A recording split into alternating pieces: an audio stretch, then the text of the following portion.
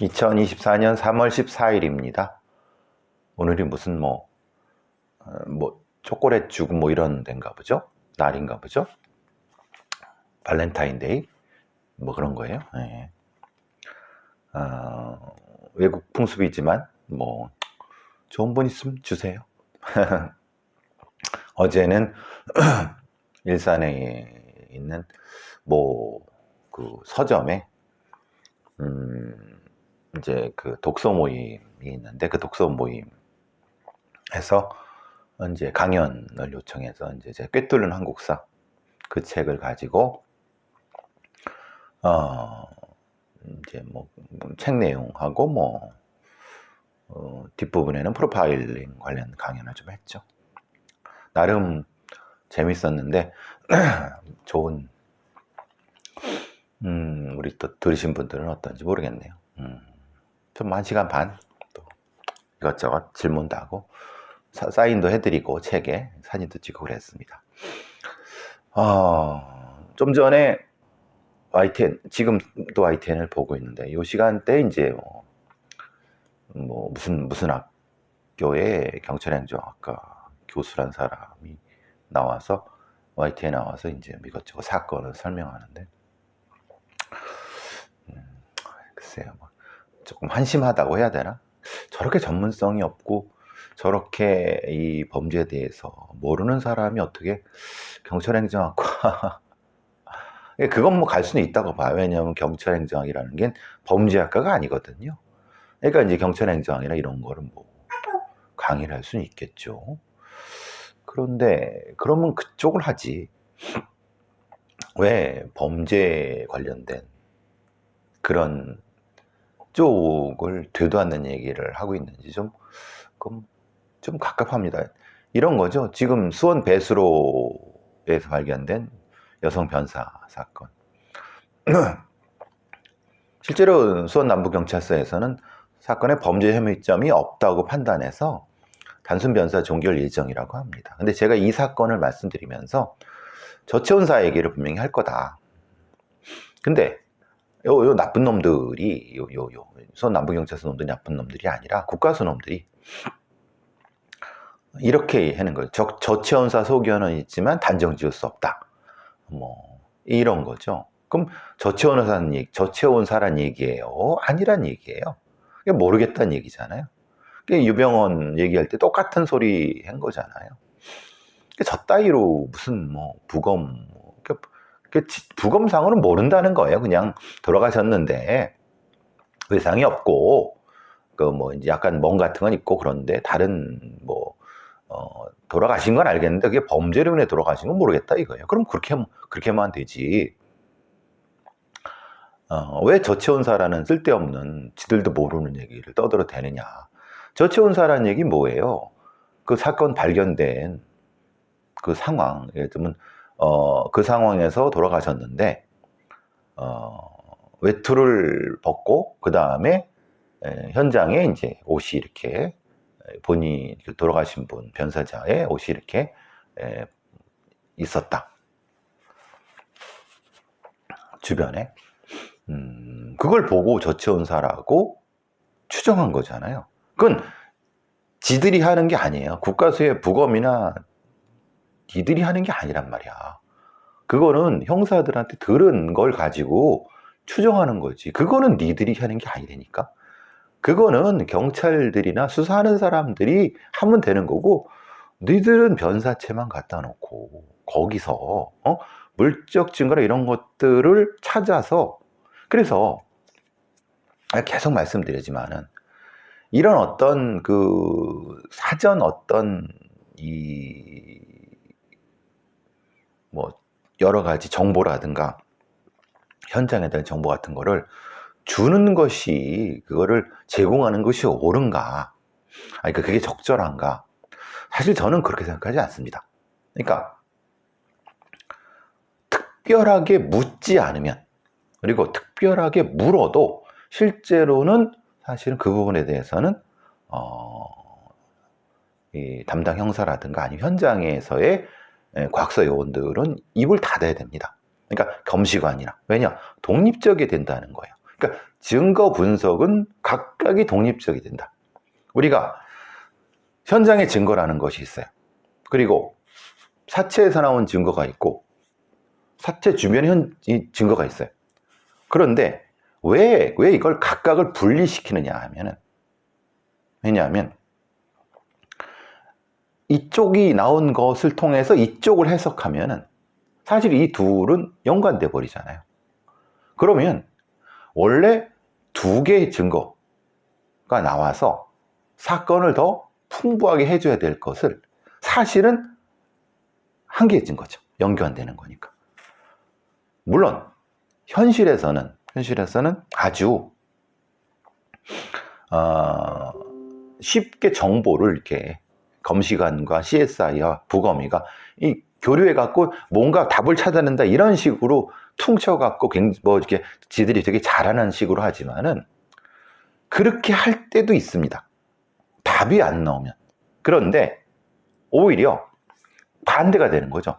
매우 쉽게 답을 찾으려고 애초에 이런 정보를 공유해. 근데 문제를 생각해 보시면 지금 얘기 나오는 게 어떻게 보면 되게 추정이잖아요. 예를 들면은 외투를 하루 전에 벗어갖고 거리를 헤매다가, 네? 그 다음에 여기 돌아가신 장소에서 들어와서 거기서 그냥 다루는 이 정도예요. 근데 그러면 거기에는 전제가 있죠. 아, 저체온사구나. 근데 그렇지 않을 수 있는 가능성도 작지만 존재하는 거예요. 예를 들면은 이 사람이 검출되지 않는 마약을 복용했거나 아니면은 검출되지 않은 향정 같은 거를 투여대갖고 정신이 없는 상태에서 그냥 헤매다가 쓰러졌을 수 있다. 만약에 그렇다고 하면, 그리고 그것이 일종의 뭐 체면이라든가 아니면 암시라든가를 통해서 그쪽으로 유도됐다. 예를 들면 그 다음에 애초에 거기에는 이 돌아가신 분의 옷이 거기 이렇게 흩어져 놓게 장치를 했고 거기에 이미 숨어있던 어떤 범인이 다른 쪽으로 무엇인가를 했다. 이렇게 했다 하더라도 지금 제가 CCTV 찍히지 않을 방법은 굉장히 여러 가지거든요. 왜냐? 밤 시간이잖아요. 그러면은 그러니까 이게 이제 원래 여러 가지의 가능성이 존재해요. 그런데 그렇기 때문에 현장에서의 CSI와 검시관과 이들이 가지고 있는 정보는 부검하는 애들이랑은 독립적으로 부검들을 하고 검시관과 CSI는 따로 하고, 그래서 여기를 하다가 이 부검한 어떤 결과와 이 결과를 합쳐갖고 경찰 혹은 검사가 보고 판단을 내리는 거예요. 이게 원칙적이고 제대로 된 사건 분석이고 사건에 대한 수사예요. 그런데 지들이 되게 무슨 그 소통이 잘 되고 지들이 되게 뭔가 하는 어떤 것처럼 CSI나 검시관 애들이 지들이 한 거를 부검하기 전에 다 얘기를 해줘요. 그럼 부검하는 애들은 머릿속으로 저체온사 있겠구나. 그럼 굳이 열심히 세세하게 볼 필요가 없어요. 저체온사라고 저희들도 생각하고 하면 만에 하나라도 놓치게 되면 사실 이 사람은 근데 그렇게 됐어요. 그냥 정신적인 어떤 문제가 있어 갖고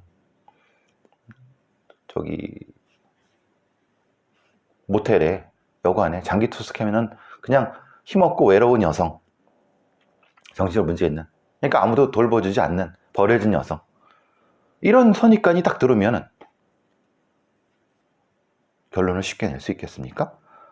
그래서 앞에 이 사람의 사회 경제력이라든가 현장 상황에 대한 거를 정보를 차단하고 오로지 부검실에 들어온 그 사체만을 부검이들이 부검을 하라고 하는 거예요. 네? 이게 원칙이에요. 이걸 안 하고, 그러니까 정보가 오염되고 증거도 오염되고 서로 섞이니까, 그러니까 이제 애초에 이건 거기서부터 연결이 되면 애초에 이 사건의 결론은 뻔합니다. 서치원사입니다. 그리고 부검하는 애들도 알고 있기 때문에 서치원사 소견은 있지만 단정 지을 수 없다. 개소리를 하는 겁니다. 저체온사 소견은 있지만, 그러니까 이런 거죠. 저체온사를 배제할 수는 없지만 그렇다고 단정할 수도 없다. 범죄 외상에 이를만 외상도 없까? 라고 하고, 정밀부검, 지금 나오는 YTN에 나오는 경찰학 교수가 뭐 정밀부검 선언도 하라는데, 웃기는 소리죠. 그게 정밀부검이 아니라 그게 약동물 검사 같은 겁니다. 지금 정밀부검 했잖아요. 1차 소견은 유관소견으로, 급한 거는 유관소견으로 형사들한테 빨리 보내줬는데 이건 그럴 필요가 없는 거잖아요. 그러면은 정밀부검이라는 건 본 부검을 얘기하는 거고, 여기서 확인하는 건 3주까지는 약동물 검사예요. 진짜 뭣도 모르는 사람이 나와서 YTN 같은 그런 데 나와서 말 그대로 이게 정밀부검이 뭔지, 왜 3, 4주가 걸리는지도 모르고, 이게 이 경찰 애들이 아니면 부검하는 애들이 범죄 혐의점이 없다라고 말하는 무슨 의도가 뭔지 전혀, 그러니까 좀 한심하죠. 그러니까 시청자들이나 대중들이 어떻게 생각하겠습니까? 저렇게 그냥 후다닥 그냥 뭐 별 같지도 않은 그냥 타닥 이런. 그러면 실제로 현장에서 고생하는 애들은 고생하고도 욕 처먹는 겁니다. 저 같은 사람은 욕 처먹는 겁니다. 그러니까 아니 어차피 고생할 바에야, 그러면 형사팀은 아니 이 인적사항 파악했으면은 거기서 여러 가지 탐문을 해보고 CCTV 확인하고, CSI 애들은 그거 하고 점심시간들 하고, 대신 그 얘기는 부검이한테 할 필요 없어요. 부검이는 부검만 하면 되는 거지. 지가 뭐라고 판정을 내립니까? 저체온사라고. 근데 이게 지금 이게 이제 우리 경찰이나 아니면 이 범죄 수사에 아주 관행화됐습니다. 아주 나쁜 관행입니다. 그게 세월호 참사 때 유병헌 그때 시작된 것도 아닙니다. 그 이전부터 아주 나쁜 관행입니다. 그냥 그것을 부검 요즘 배우는 애들, 또 뭐 우리나라에서 최고 부검하는 무슨 교수라 그러는 아들도 똑같습니다. 자신들이 뭘 실수하고 있는지, 뭐가 잘못된 건지, 뭘 고쳐야지 더 나을 수 있다는 얘기, 그런 어떤 반성이나 그런 것도 안 하고 한심합니다. 이거 진짜. 물론 이수원 배수로의 이 돌아가신 분은 저체온사일 수 있습니다. 근데 결론이 같다고 과정을 두두둑 해갖고 해야 되느냐? 그건 아닙니다. 과정이 적절하고 치밀하고 원칙에 맞고 전문적이어야지 결론이 어떻게 나든 그게 정의입니다. 그런데 어차피 뭐 저체온사인데 뭐 이건 정의가 아닙니다. 결론이 똑같다 하더라도. 왜냐? 이게 나올 수 있는 여러 가지, 뭐 CCTV에 나온 게 없어요, 뭐 그건 지들이 보는 거지. 자기들이 발견하지 못한 CCTV 블랙박스 톡은 하는 목격자가 훨씬 더 있을 수 있어요. 이미 선입견에 오염된, 수사하는 애들이 오염돼 버리면은 굳이 5을 찾아야 되는데 2밖에 안 찾을 수 있어요. 이것은 이 적절성을 아무도 사후에 이 수사가 언론이 난 뒤에 객관적으로 검증하지 않기 때문에 거기서 그냥 끝나는 겁니다. 만약에 객관적으로 검증할 수 있는 시스템이 있다고 하면 이런 짓을 안 하죠. 제발 좀 정신 좀 바짝 차렸으면 좋겠습니다. 하나를 보면 열을 안다고, 이런 변사 사건을 처리하는 걸 보면은 실제로 그래요. 제가 다시 말씀드리면 저체온사에 있을 수 있어요. 이상탈이 현상 가능해요. 그러면은 전체 이런 변사 중에 이런 겨울에 나타나는 이상탈이 현상이 몇 %나 되며, 혹은 각각의 상황, 접근성, 사람의 어떤 여러 가지 어떤 그 상황, 옷을 벗어놓은 여러 가지 옷이 이제 있는 위치, 어떻게 속옷까지 다 벗었느냐, 아니면 어디까지 벗었느냐, 그리고 이동한 거리, 당시의 온도, 이런 것들이 정확히 데이터화 되어 있습니까? 그럼 그 데이터화 된 걸 가지고 이런 데이터에서 이 사람은 이 정도를 걸어가서 당시 온도 매치고 옷을 몇 개 벗었는데 과거의 데이터를 보니까 이 정도의 범죄에 보니까 이건 저치원사가 맞는 것 같습니다 라고 해야지 맞는 거지.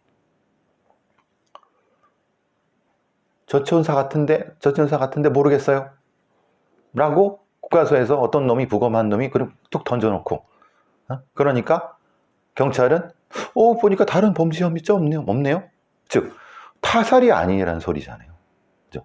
타살이 아니니까 뭐예요? 그럼 자살이라는 소리예요? 아니면 사고사라는 소리예요? 이 얘기는 사고사라는 소리에 우연히 죽은 거예요. 우연히 죽은 게 맞습니까? 그럼 경찰은 어디까지 해야 되나요? 범죄 혐의점을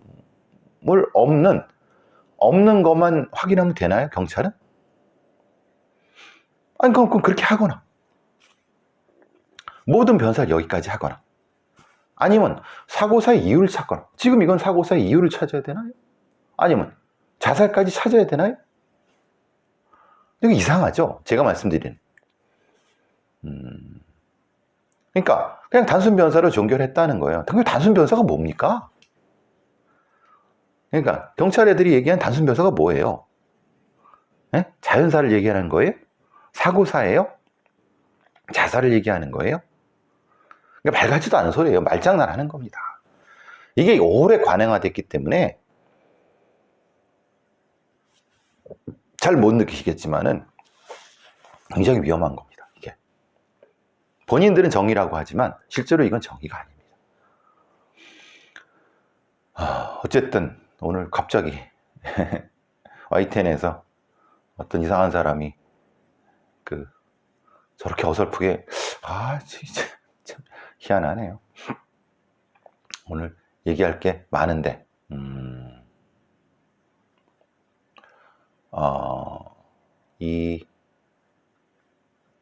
오늘 범죄 얘기보다는 서울시에서 N번방 성착취물을 삭제하는데 AI를 도입하니까 2.4배나 이렇게 훨씬 더 성과가 있는 것 같아요.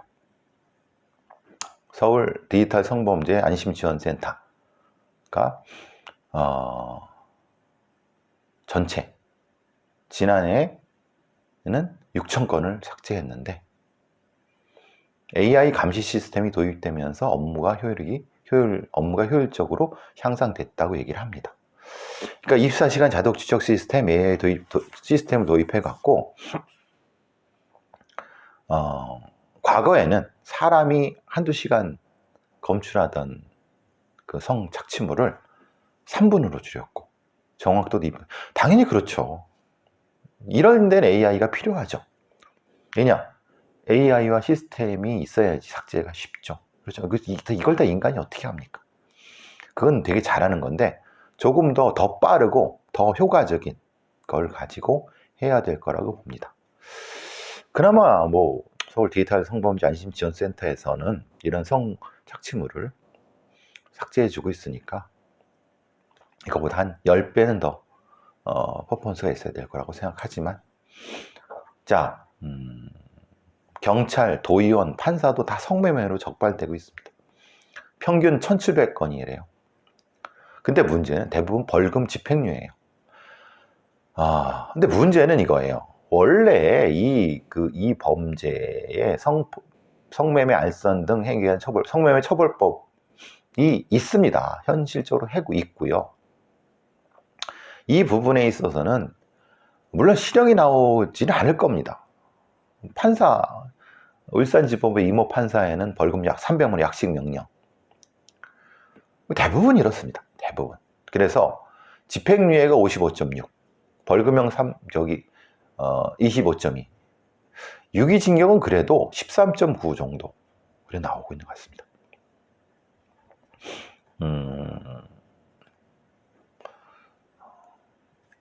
법이 있으면 엄격히 처벌하려면 처벌을 하고, 만약에 성매매를 소위 말하는 묵인주의를 갈 건 묵인주의로 가고, 엄벌주의로 갈 건 엄벌주의로 하고, 이거는 죽도 밥도 아닌 상태죠.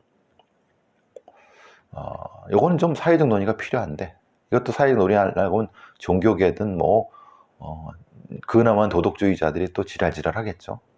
그래서 아무도 안 건드리는 겁니다. 사실 낙태부터 시작해서 이런 거 다 안 건드리는 겁니다.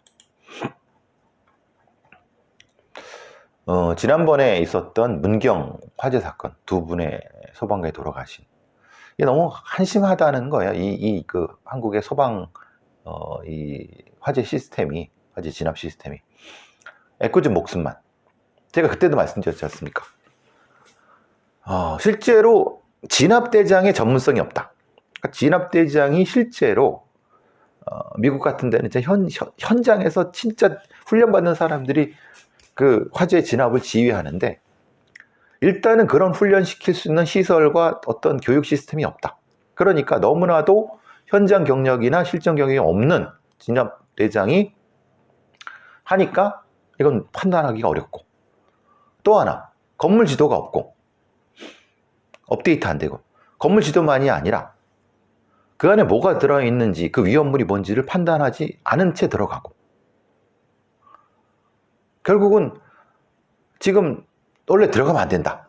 왜냐하면 소위 말하는 백드래프트 현상, 문을 열고 들어가니까 산소가 따라 들어가니까 팍 터지는, 플래시 오버 팍 터지는. 그러니까 분명히 그럴 걸 알고 있으면서도, 아니면 그러면 진압하는 애들이 들어가지 못하게 하거나, 여러 가지 이런 부분들이 지금 문제가 있다는 게, 그래서 애꿎은 소방관 목숨만. 그러면 애초에 이런 창고라든가 아니면 이런 위험 어떤 부분에서는 이런 걸 법적으로 무슨 물건이 들어오고 나가고 이런 부분에 대해서 명확히 보고하도록 하고 업데이트하도록 하고, 건물 지도 같은 거, 그것이 임의로 바뀌었을 때는 엄중한 책임을 묻고, 이런 것들. 물론 여러 사람들이 그런 얘기 하죠. 소방관 자체가 부족하다. 근데 실제로 6만이 넘는 소방관 중에 실제로 전체적으로 비율하면 숫자는 적지 않습니다. 문제는 그 중에 15,000, 한 2만 좀 안쪽, 이 현장이 아닌 거예요.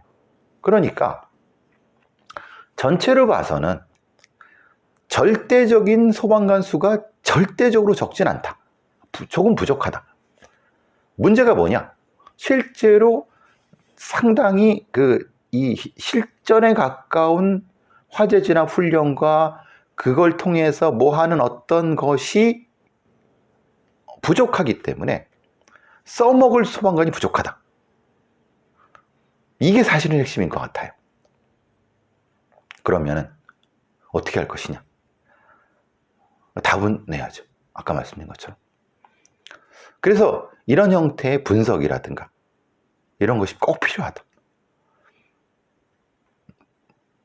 그러면 다시 돌아가죠. 불났으면 이런 분석이 필요하잖아요. 왜 이렇게 문제가 되고, 그럼 범죄가 터졌고 범죄 수사를 했으면 그것도 분석해야 되는 거 아닌가요?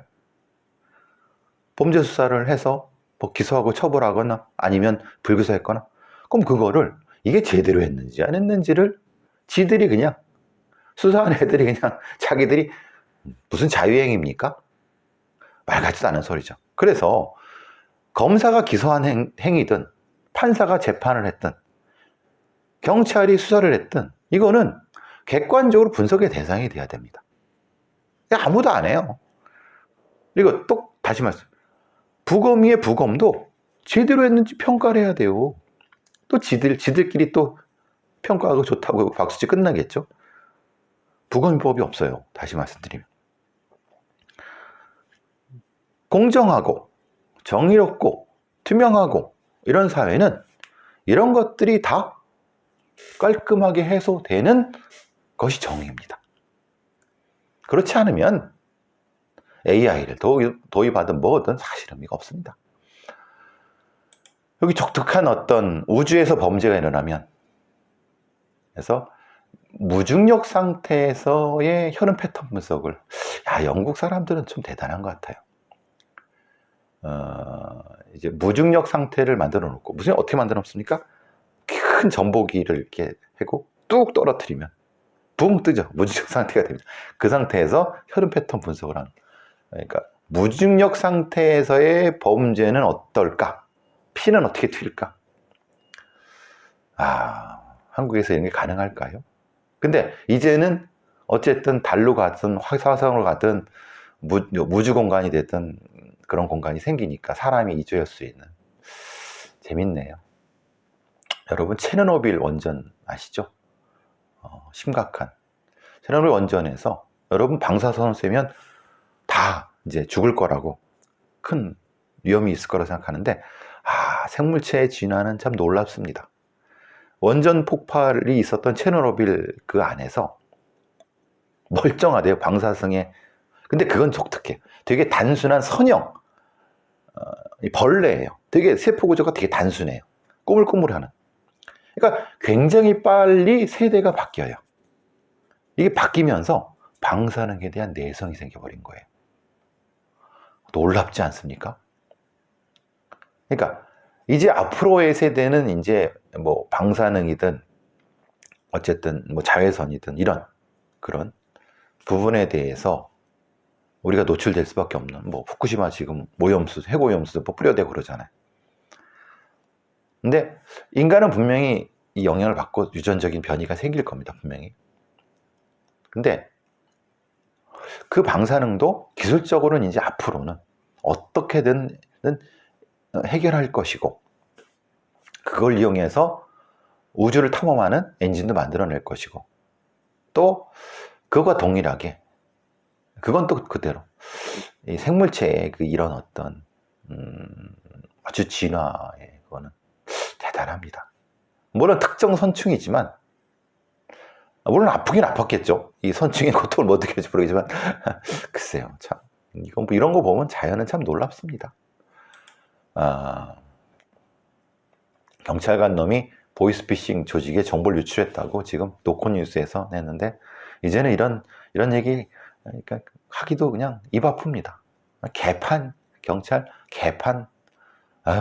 이런 새끼들 엄정하게 감찰해갖고 처벌하고 잘라버리고, 애초에 경찰학교 단계부터 아니면 채용 단계부터 잘랐어야 되는데, 이게 도둑놈의 새끼들이지 무슨 경찰관입니까? 그러니까 이런 애들을 안 자르고 있으니 이거 어쩌라는 얘기, 그죠? 또 하나 이제 범죄는 아닌데, mRNA, 우리가 이제 여러분 코로나 오면서 백신 많이 맞으셨잖아요. 모더나사에서 나오는 mRNA 백신 들어보셨을 겁니다. 우리도 그걸 따라가야 된다. 뭐 코로나 시대에 여러 가지 말 많이 들지 않습니까? 우리가 왜 이렇게 바이러스에 취약했냐, 우리도 연구 개발해야 된다, 막 그러지 않습니까? 실제로 이제 그래서 2023년, 22년부터 연평균 몇백억에 그 지원해갖고 이제 mRNA 백신을 만들 단계에 왔는데, 지원 예산을 끊어버렸네. 고지가 눈앞인데, 이거 기가 막힌 거 아닙니까? R&D 예산을 작살내놓고 대통령이랑이 어제 어디 가서 또 무슨 뭐 사천 어디 거기 사천에 그 카이가 있지 않습니까? 가서 우리나라가 뭐 우주 개발 무슨 그 초강대국 뭐 또, 저는 도대체 정신 상태를 이해를 못 하겠어요. 부끄러움을 모르는 건지. 아니, 예산을 다 작살내놓고 이제 와서 예산을 주겠다. 장난을 하는 건가? 국민들을 우롱을 하는 건가? 도대체 이해를 못하겠어요. 아이고, 한심한 인간. 아유, 뭐 그런 사람을 대통령 뽑은 국민도 있으니 뭐. 근데 일관성이 좀 있어야 되지 않을까요? 아니, R&D 예산, 국가 과학기술 예산 작살낼 거면 다 작살내든가. 다 작살나고, 과학자 외국에서 수입하고, 아니 뭐 지금 의사들 파업하고 안 한다면 의사들 다 잘라버리고 외국에서 수입하고. 어쨌든 저는 이제 TBS로 가겠습니다.